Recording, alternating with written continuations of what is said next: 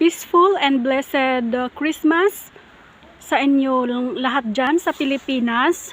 Okay, so napakataas ng snow dito at humahampas ang hangin. Okay, naka-duty tayo.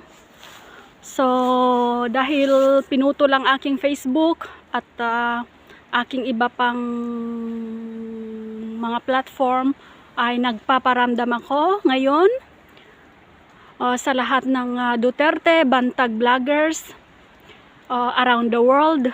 Special mention na naman natin ulit sina Bagong Lipunan, Maharlika, Banat Bay, Boss Dada, Coach Oli, Bisdak Pilipinas, Brothers Travelers, Kuya Rans, VMR, SAS, at lahat-lahat. Napakarami natin na tumitindig, hindi nagpapatinag at hindi matitinag, tumitindig sa katotohanan at malapit na tayong magwawagi. Okay, so nagpaparamdam ako kasi wala na nga akong connection. Sinasabotahe ang aking linya, kaya nag-live ako ngayon. Okay. Yeah, ano pa? What else? Yes, 200% tayong full support. Konting tiis lang, tiyaga-tiyaga lang muna kasi sagad-sagad kami sa trabaho.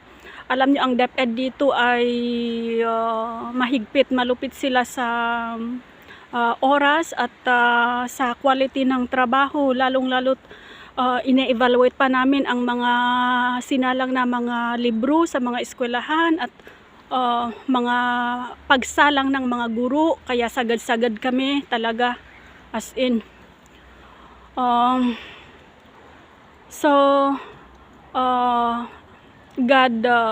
God bless us all.